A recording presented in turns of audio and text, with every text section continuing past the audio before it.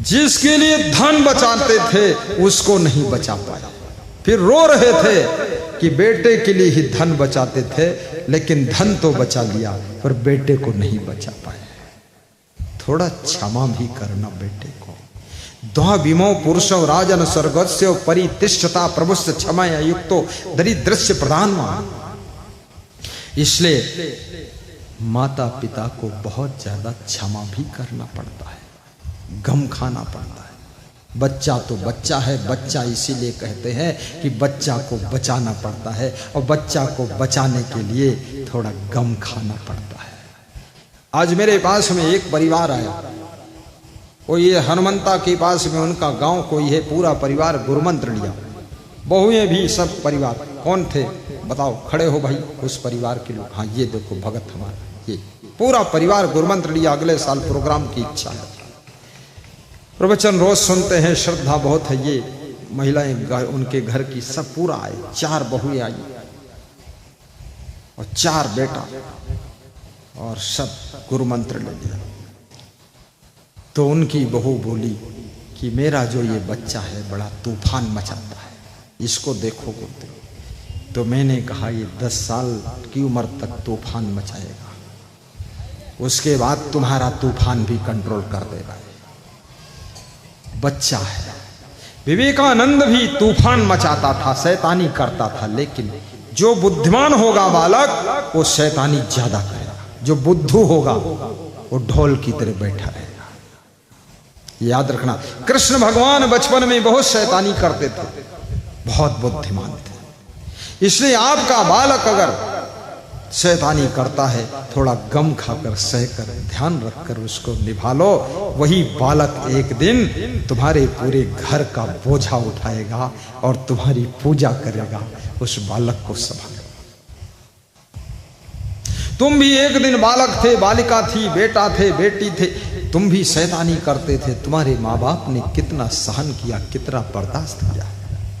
विदुर जी कहते हैं जो क्षमा करता है और जो क्षमा मांग लेता है, जो गरीब होते हुए दान करता है, वो स्वर्ग से ऊंचे स्थान पाता है। दौ विमौ पुरुषो राजन स्वर्गस्य परितिष्ठता प्रभुस्य क्षमया युक्तो दरिद्रस्य प्रदान।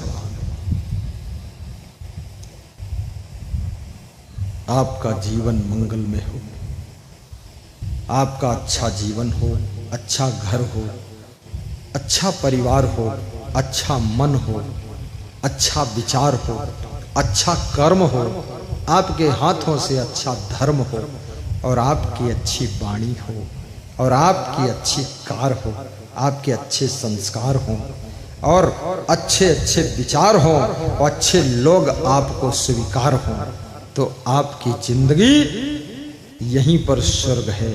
मरने के बाद स्वर्ग पाने का लालच करना ही नहीं है। जिनको जीने का ढंग आ गया उनकी जिंदगी ही स्वर्ग बन गई, और जिनको जीने का ढंग नहीं आया उन्होंने स्वर्ग को भी नरक बना डाला। एक छोटी सी कहानी सुनाऊंगा, उसके बाद समाप्त करूंगा। अभी समाप्त कर दूं कि सुना दूं? अरे भंडारा खाओगे कि नहीं खाओगे, सुना दो करते हुए चावल ठंडा हो जाएगा। तो ठंडा खा लोगे? ठंडा होगा ही नहीं, क्योंकि चूल्हा में तो पक ही रहा है, ऊपर से सूरज और उसको गर्म कर रहा है। चावल ठंडा क्या होगा, यहां खोपड़ी गर्म हो गई लोगों की। बहुत सुंदर भंडारा बना हुआ है। क्या भंडारा बना बता दो हमको? चावल है और दाल है, सब्जी है। क्या बात है! छत्तीसगढ़ का चावल और दूसरे प्रदेशों का रसगुल्ला भी फेल है। चावल में क्या टेस्ट है, कल भी बताया था। प्रेम से खाना सबके लिए प्रबंध है, बहुत बड़ा भंडारा। हाथ जोड़ के क्यों नहीं कहते सबके लिए है? खड़े हो, बेला देवी उधर नमस्कार कर ले। हाँ देवाशीष खड़ा हो जा। हाँ ये आपको बोल रहे हैं कि मौन बोल रहे हैं, मौन इनकी तरफ बोल मैं रहा हूँ हाथ ही जोड़ रहे कि सब लोग भोजन भंडारा कर लेगा।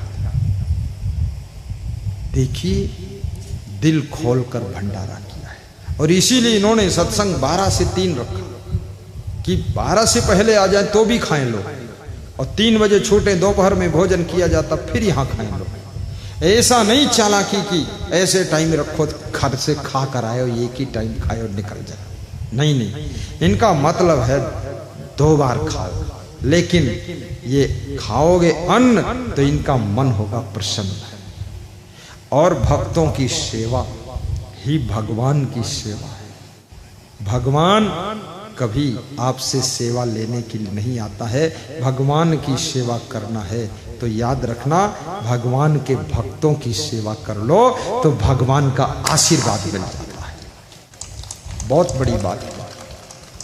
आइए, तो मैं क्या सुनाने जा रहा था, एक कहानी सुना देता हूं, सीधे बैठो, मुस्कुराइए, कहानी सुनाने जा रहा हूं।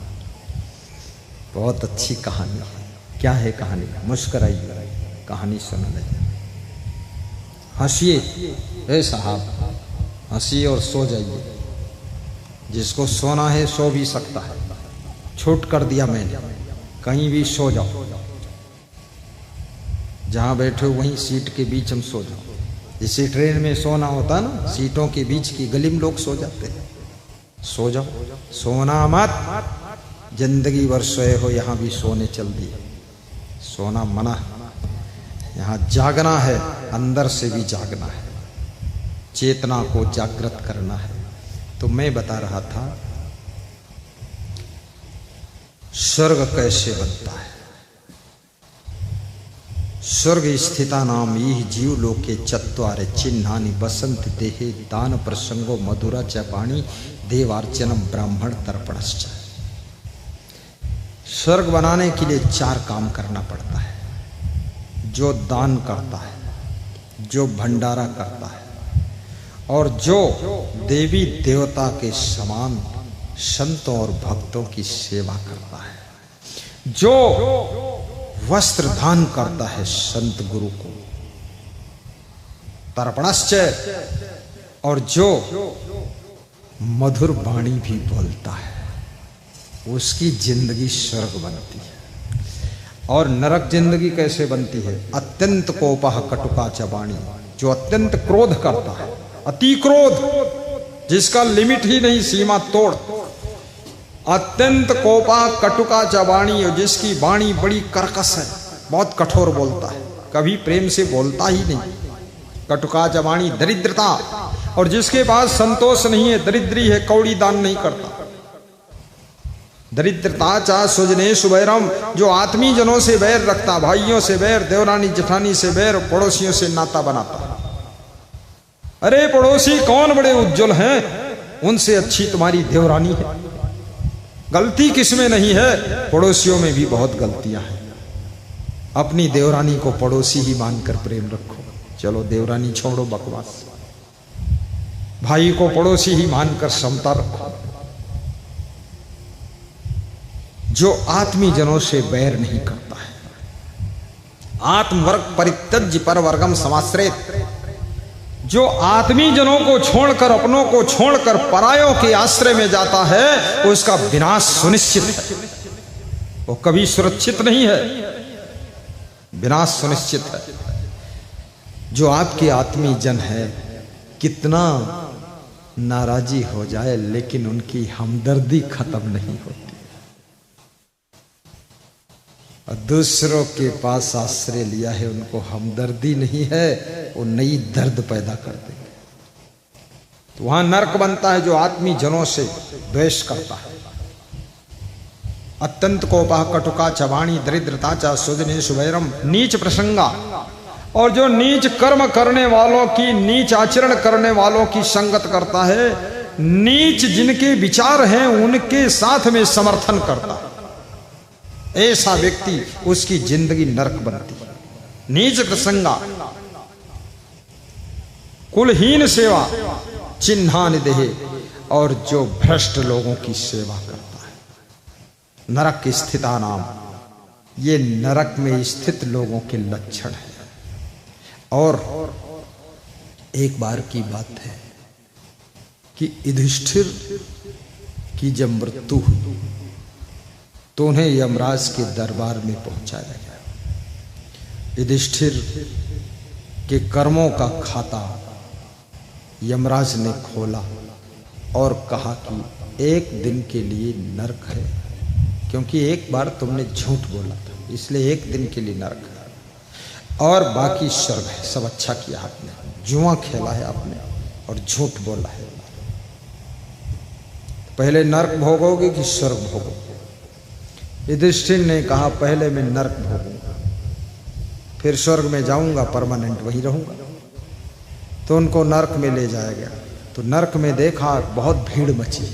तो युधिष्ठिर को आश्चर्य हुआ कि दुनिया में जो मरता है उसके नाम के आगे स्वर्गीय लिखा जाता है, यहाँ तो नरक में बहुत भीड़ मची, सारे लोग नरक में इकट्ठे हुए। उनके पहचान वाले 2-4 हजार लोग नरक में मिले। बोले तुम कैसे? तुम्हारे बेटों ने तो स्वर्गीय लिखा है और तुम नरक में? बोले लिखा ही लिखा है, बाकी नरक ही मिला।